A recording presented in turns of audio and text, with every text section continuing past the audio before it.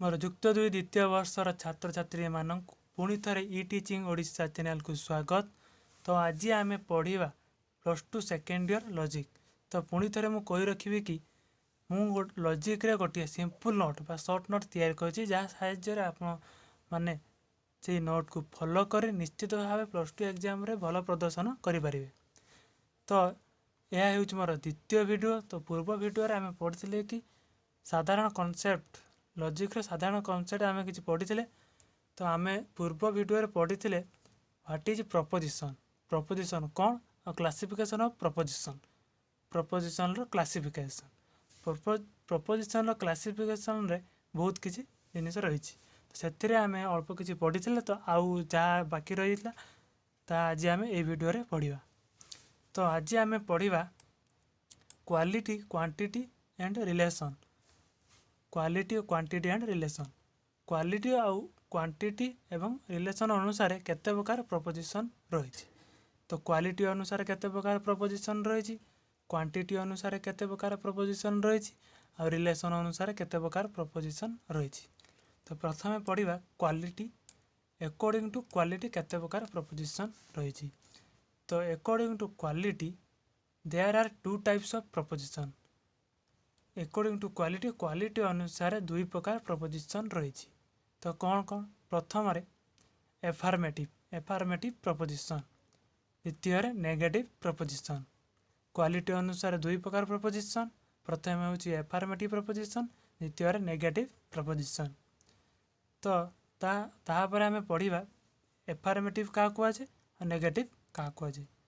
तो प्रथम पढ़ा एफर्मेटिव प्रपोजिशन। तो एफर्मेटिव क्या कहुए? तो when the predicate of the proposition, proposition रो प्रेडिकेट, प्रेडिकेट आम कौन जानी। तो when the predicate of the proposition affirms ना हाँ करिथाए, हाँ करिथाए मना करि नथाए, हाँ करिथाए something about the subject, subject विषय रे हाँ करिथाए किए ना predicate is called affirmative proposition. When the predicate of the proposition, proposition of predicate affirm something about the subject, subject विषय रे हाँ करिथाए इज कॉल्ड एफर्मेटिव प्रपोजिशन। बा पॉजिटिव रही था जो प्रपोजिशन ताको आम एफर्मेटिव प्रपोजिशन बोली कही था। तो एग्जांपल नवा, एग्जांपल ले सत्य इज ए स्टूडेंट। एठारे सब्जेक्ट किए सत्य, प्रेडिकेट स्टूडेंट। तो प्रेडिकेट स्टूडेंट हाँ करुच्ची कि सत्य हो जड़े स्टूडेंट। तो यहाँ को आम कहीपर एफर्मेटिव प्रपोजिशन पॉजिटिव प्रपोजिशन। तो तापर आम पढ़ा नेगेटिव प्रपोजिशन। तो नेगेटिव प्रपोजिशन क्या कहुए? When the predicate of the proposition, proposition रो प्रेडिकेट डिनाइज मना करिथाए ना करिथाए something about the subject, subject और सब्जेक्ट टर्म विषय मना करिथाए इज कॉल्ड नेगेटिव प्रपोजिशन। ताको आम नेगेटिव प्रपोजिशन बोली कही था। तो नेगेटिव प्रपोजिशन रो एग्जांपल नवा, एग्जांपल रे नो मेन आर मोर्टाल, कौन सी मनीष मरणशील नुहति। तो एठारे सब्जेक्ट किए मेन, प्रेडिकेट मोर्टाल। तो प्रेडिकेट मोर्टाल मना करुच्ची कि कौन सी मनीष मोर्टाल नुहति। तो याकू आम नेगेटिव प्रपोजिशन बोली कही था। जानीपारे कि according to quality, according to quality दुई प्रकार प्रपोजिशन रही, एफर्मेटिव एंड नेगेटिव। तो एफर्मेटिव जे हाँ जो प्रपोजिशन रे प्रेडिकेट सब्जेक्ट विषय हाँ करें ताको आम एफर्मेटिव प्रपोजिशन कही था। आ नेगेटिव प्रपोजिशन हूँ प्रपोजिशन प्रेडिकेट सब्जेक्ट विषय हाँ ना करें आम नेगेटिव प्रपोजिशन बोली कही था। तो एग्जांपल ले तापर आम जानिबा अकॉर्डिंग टू क्वांटिटी, क्वांटिटी अनुसार केते प्रकार, अकॉर्डिंग टू क्वांटिटी केते प्रकार प्रपोजिशन रही। तो अकॉर्डिंग टू क्वांटिटी दुई प्रकार प्रपोजिशन रही। केते प्रकार ना दुई प्रकार प्रपोजिशन रही। Firstly universal proposition, secondly particular proposition. तो अकॉर्डिंग टू क्वांटिटी दुई प्रकार, क्वांटिटी दुई प्रकार प्रपोजिशन रही। तो यूनिवर्सल एंड पर्टिकुलर। तो तापर आम जानिबा यूनिवर्सल प्रपोजिशन क्या कहुए और पर्टिकुलर प्रपोजिशन क्या कहुए। तो प्रथम पढ़ा यूनिवर्सल प्रपोजिशन। यूनिवर्सल प्रपोजिशन क्या कहुए? When the proposition, proposition when the proposition states, जिते बड़े गोटे प्रपोजिशन जड़े थाए अबाउट ए ग्रुप, गोटे ग्रुप विषय और ए क्लास गोटे जाति विषय। ग्रुप क्लास क्या कहुए जाति हूँ जेपरिक मनीष जाति माने सबू मनीष पृथ्वी जितेक मनीष अच्छा आउ बाघ जाति तो पृथ्वी जी बाघ अच्छा लायन अच्छा आम गोटे ग्रुप क्लास बोली कही था वेदर अफर्मेशन डिनाइज ता पॉजिटिव हो बा नेगेटिव हो अफर्मेटिव हो बा नेगेटिव हो इज कॉल्ड यूनिवर्सल प्रपोजिशन ताको आम यूनिवर्सल प्रपोजिशन बोली कही था। तो एग्जांपल नवा एग्जांपल रे ऑल मेन आर मोर्टाल तो सबू मनीष माने मरणशील अटंती एठारे प्रपोजिशन कहूँ कि प्रपोजिशन एठारे प्रेडिकेट किए प्रेडिकेट मोर्टाल सब्जेक्ट मेन तो एठारे प्रपोजिशन कहूँ कि ऑल मेन माने सबू मनीष माने पृथ्वी जेतक मनीष अच्छा तो गोटे क्लास बा गोटे ग्रुप को बुझाऊँ तो से आम यूनिवर्सल प्रपोजिशन बोली कही था। तापर आम पढ़ा पर्टिकुलर प्रपोजिशन पर्टिकुलर प्रपोजिशन क्या कहुए when a proposition states about some member of a class गोटे जातिर किछि मेंबर मानू सबू मनीष नुहे किछि मनीष मानू गोटे क्लास सम मेंबर मानू जिते प्रपोजिशन जन था वेदर एफर्म्स डिनाए से एफर्मेटिव हो बा नेगेटिव हो हाँ करू बा ना करू इज कॉल्ड पर्टिकुलर प्रपोजिशन ताको आम पर्टिकुलर प्रपोजिशन बोली कही था।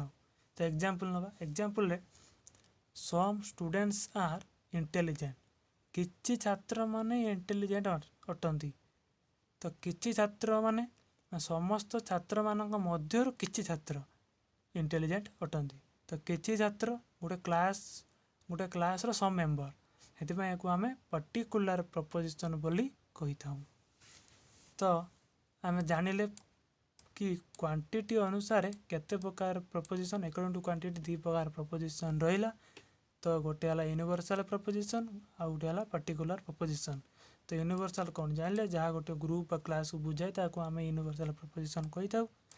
आ पर्टिकुलर प्रपोजिशन हूँ जहाँ गोटे सम मेंबर ऑफ क्लास गोटे जातिर किछि मेंबर मानू जन था आम पर्टिकुलर प्रपोजिशन बोली कही था। तो क्वालिटी एवं क्वांटिटी अनुसार लॉजिक रे चारि प्रकार प्रपोजिशन रही क्वालिटी बा क्वांटिटी को मिसई तो ये क्वालिटी बनान भूल अच्छे टाइपिंग मिस्टेक अच्छी क्यू यू ए हम LITY क्वालिटी एंड क्वांटिटी तो क्वालिटी क्वांटिटी को मिसाई चारि प्रकार प्रपोजिशन रही लॉजिक रे चारि प्रकार प्रपोजिशन रही।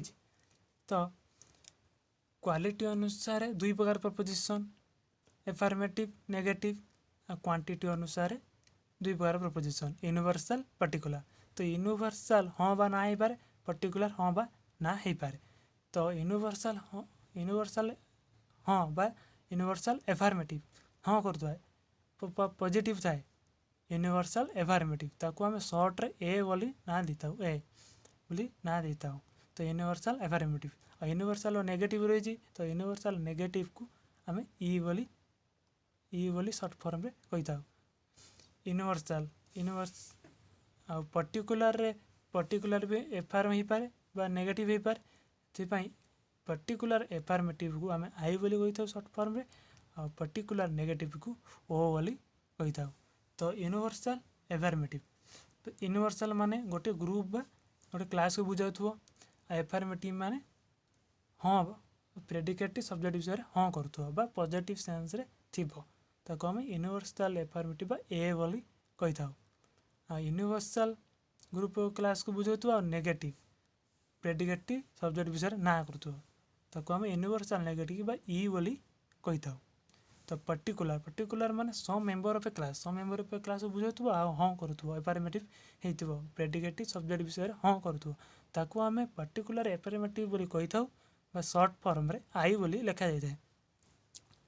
पर्टिकुलर माने some member of a class negative माने प्रेडिकेट सब्जेक्ट विषय ना करुवा नेगेटिव सेंस रे थिबो ताको आम पर्टिकुलर नेगेटिव बोली कही था ताको आम शॉर्ट फॉर्म रे ओ बोली कही था। तो क्वालिटी और क्वांटिटी को मिसाई चारि प्रकार प्रपोजिशन हो गला लॉजिक रे ए चारि प्रकार प्रपोजिशन नहीं व्यवहार करा जाई थाए।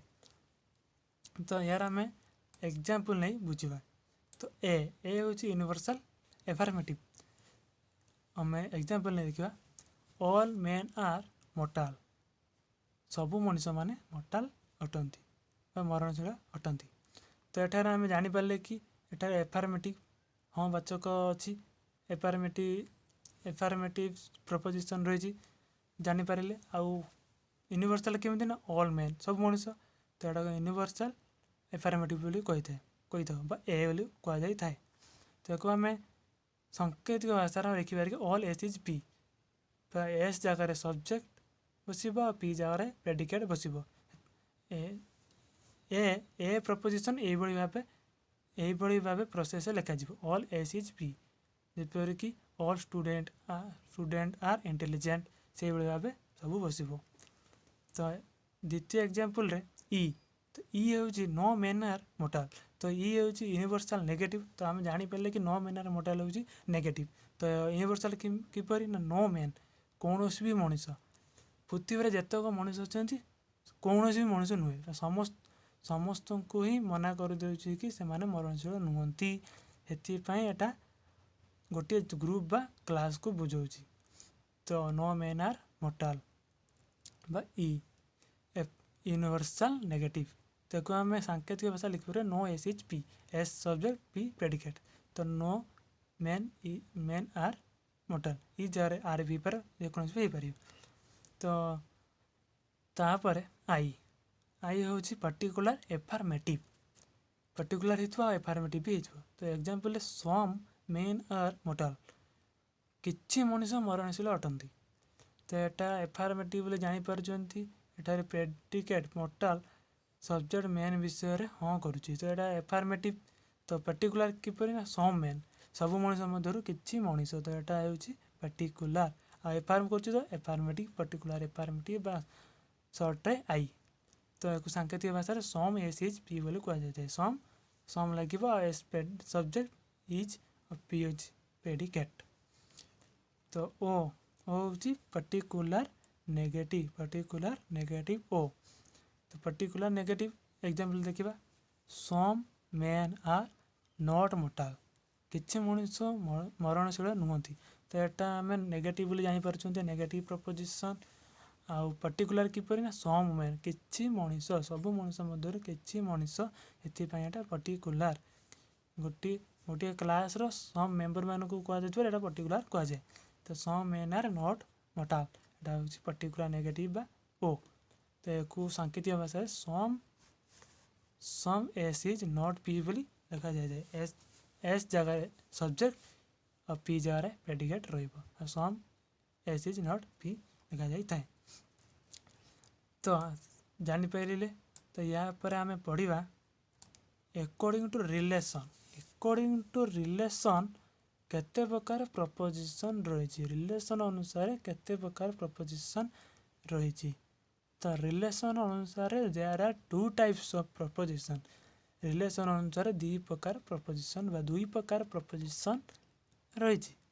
तो प्रथम रही कैटेगोरिकल प्रपोजिशन द्वितीय रही कंडीशनल प्रपोजिशन प्रथम कैटेगोरिकल प्रपोजिशन द्वितीय कंडीशनल प्रपोजिशन।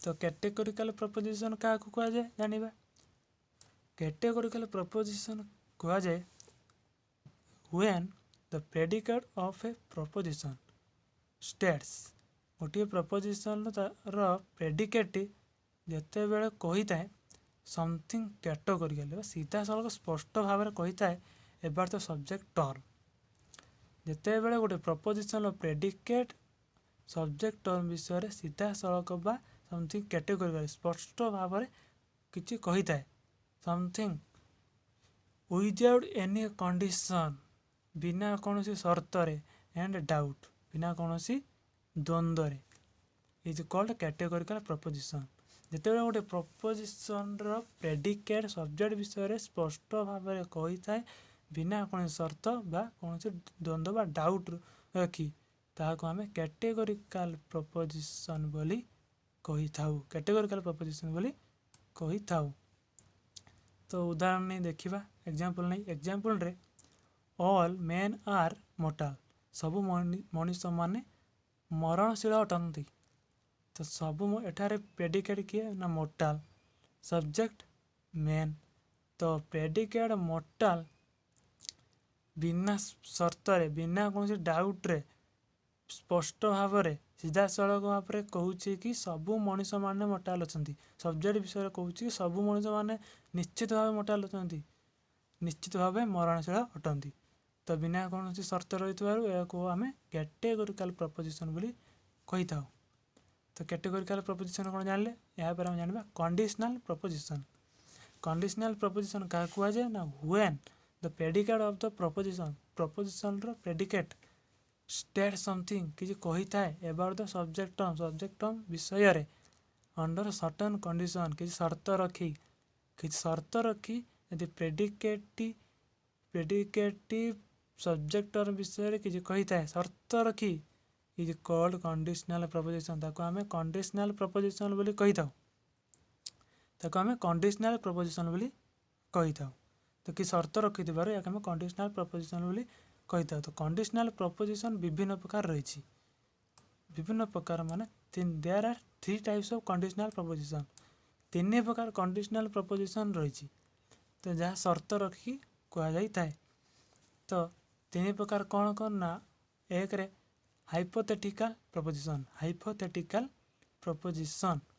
जो प्रपोजिशन रे कि इफ एंड देन व्यवहार करा जाए। इफ एंड देन जदि ताहाले जदि मु कटक जीवी ताले मु बारबाटी बुलवाको जीवी। जदि मु कटक जाए तो गोटे शर्त रखला कि मु कटक जदि मु जीवी ताहाले जाई बारबाटी देन तापर जाई मु Barbati बुलेबी। If I will go to Kotak then I will visit Barbati. तो शर्त रखिथबारु एको आमे कंडीशनल प्रपोजिशन कहि थाउ। एको आमे इफ एंड देन लागिथबारु एको आमे हाइपोथेटिकल प्रपोजिशन बोली कहा जाय थाए। तो सेकंड रे डिसजॉन्टिव प्रपोजिशन जेमतरा कि आइदर एवं और व्यवहार करा जाए। आइदर एटा और सेटा आइदर और व्यवहार करा जाए। आइदर एटा किंबा सेटा आइदर शर्त रखा जाउछि कि एटा किंबा सेटा दुईटी नुहे एटा किंबा सेटा। सेतिबा आमे डिसजॉन्टिव प्रपोजिशन कहितो बा कंडीशन रखा जायतिबार कंडीशनल प्रपोजिशन मध्ये कहा जाए। तो थर्डली 3 नंबर रे अल्टरनेटिव प्रपोजिशन रे व्यवहार करा जाए कि नॉट बोथ। जेमठार नॉट बोथ व्यवहार करा जायतिबो ताको आमे अल्टरनेटिव प्रपोजिशन बोली कही था। कौन कही था अल्टरनेटिव प्रपोजिशन नॉट बोथ दुईटी नुह केवल गोटे दुईटी नुह शर्त रखा जाउछि कि दुईटी नुह जहाँ केवल दुईटी नुह शर्त रखा जाउछि आम अल्टरनेटिव प्रपोजिशन बा कंडीशनल प्रपोजिशन बोली कही था। तो आम जानी पारले अकॉर्डिंग टू रिलेशन केते प्रकार प्रपोजिशन। तो according to relation there are 2 types of proposition categorical and conditional. Categorical कौन जानले बिना शर्त कौन सीधा सड़क भाव प्रेडिकेट सब्जेक्ट विषय कहले ताको आम कैटेगोरिकल प्रपोजिशन कही था। कंडीशनल प्रपोजिशन हो जहाँकि शर्त रखी कही थाए। प्रेडिकेट सब्जेक्ट विषय किसी शर्त रखी कहले ताको आम कंडीशनल प्रपोजिशन बोली कही था। तो कंडीशनल प्रपोजिशन रो 3 प्रकार प्रपोजिशन जानिले hypothetical disjunctive alternative. Hypothetical if then व्यवहार करा जाए। डिसजॉन्टिव रे आइदर और व्यवहार करा जाए। अल्टरनेटिव रे नॉट बोथ व्यवहार करा जाए। और डिस्ट्रीब्यूशन ऑफ टर्म एटा हम जानिबा डिस्ट्रीब्यूशन ऑफ टर्म